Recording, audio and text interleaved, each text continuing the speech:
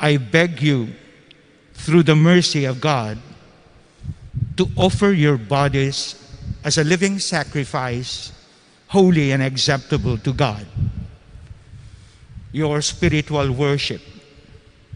Do not conform yourselves to this age, but be transformed by the renewal of your mind, so that you may judge what is God's will, what is good, what is pleasing, and perfect. Faithful witnessing to the evangelical counsels, as sharing the gift of faith, is the theme for the third day of our novena, the 311th Peña Francia celebration. While Paul conveyed this admonition to the Romans of his time, the thought alludes to the attitude one has to have in view of the evangelical counsels of which we are at. The evangelical counsels, or counsels of perfection, are charity, poverty, and obedience. As stated in the Gospels, they are admonitions for those who desire to become perfect. The Church interprets this to mean that they are not binding upon all, but they are acts of supererogation, meaning the action or habit of doing more than what duty requires. Catholics that have made a public profession to order their lives by the evangelical counsels and confirm this by a public religious vow before their competent church authority are recognized as members of the consecrated life. You will find this in Wikipedia. Yet this is so with those ordained ministers as well.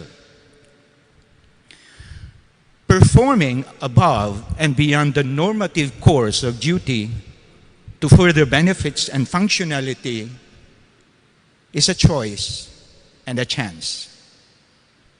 A choice of a life form and a chance to grow more maturely by developing a firm, faithful, and fruitful friendship with Jesus.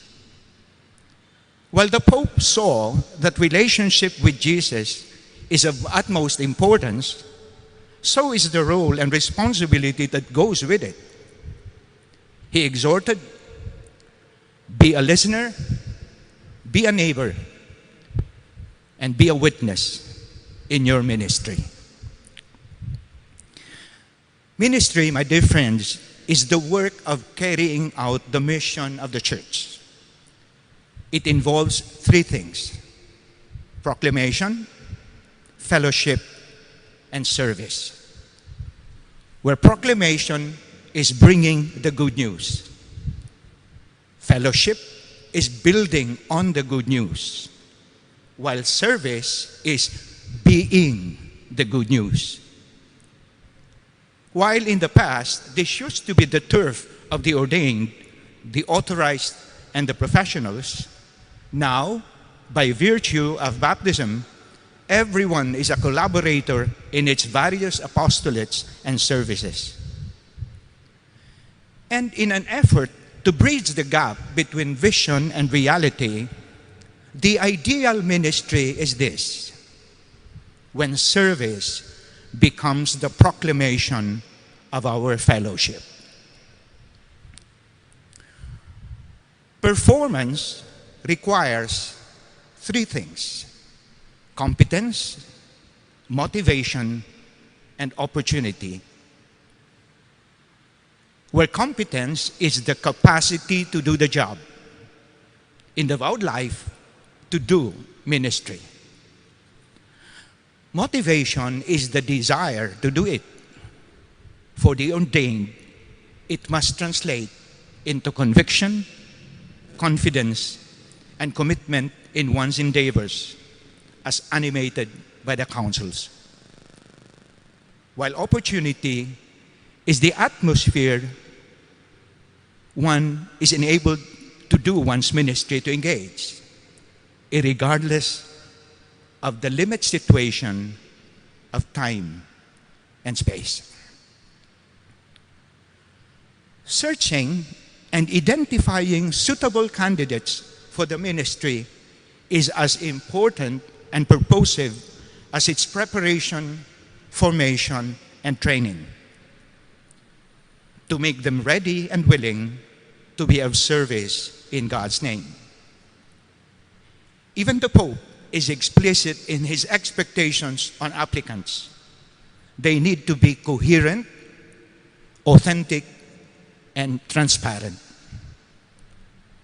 Marayang isip, totoo sa kasilagan buhay.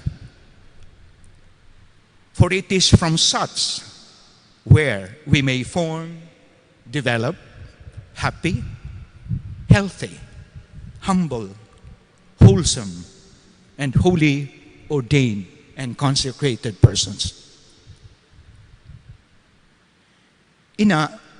As with the saints, their lives are not just informative nor historical, but performative, since their lives serve as a continuation of the biography of Jesus, whose life of service and sacrifice they emulate. This ordered life form, rendered through chastity, poverty, and obedience, is not easy. It is a demanding life. It requires vigilance, because the enticement of pleasures the world provides is a constant threat to a celibate life. The tendency and temptation to secure possessions, riches, and wealth is persistently alluring to anyone who gave up on them for the treasures of heaven. And the urge to wield power and the freedom to do as one prefers is unrelenting. Yet one who has chosen this life form looks at it as a gift and a task. It is a giving of oneself to be dedicatedly available for the service of God and people. As such, it provides purpose and meaning. It is a responsibility that has to be treated as a work of faith, a task of hope, and a labor of love. Affirmed by the thought that God created one to be a sign of God's power and has been chosen to show people God's goodness.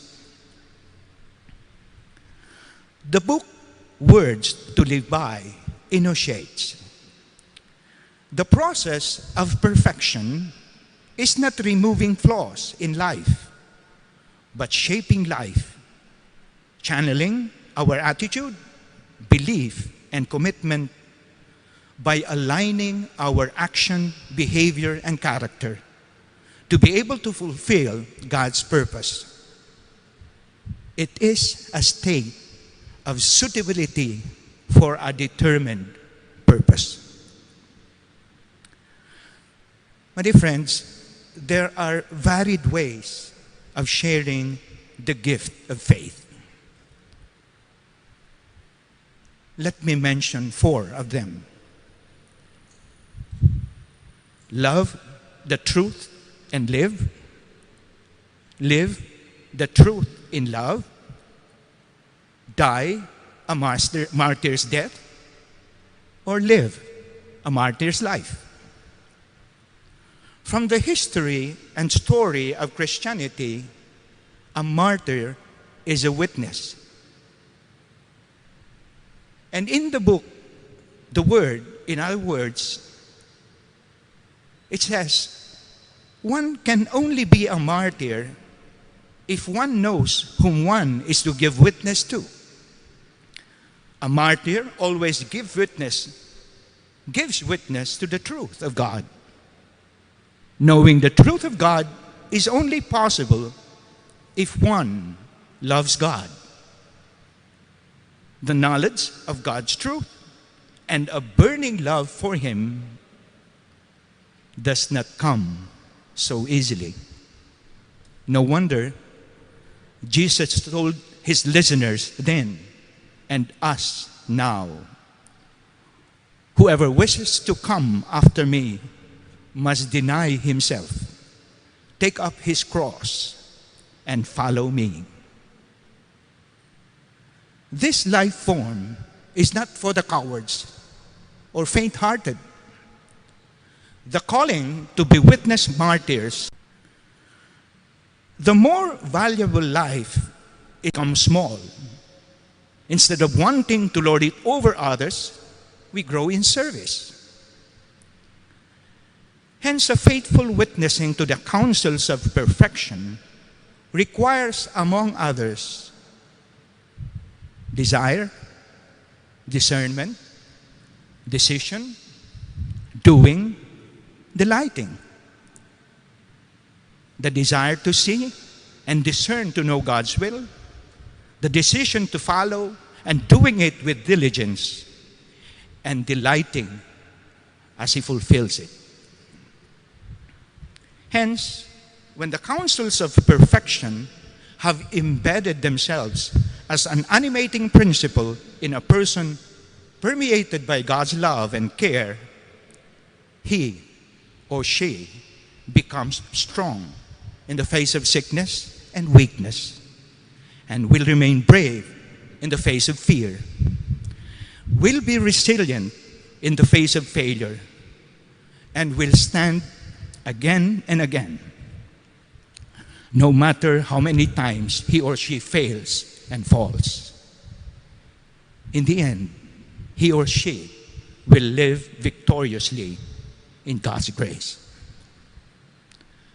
This is what, why, and how one who is gifted is tasked and asked to give and share one's faith as well.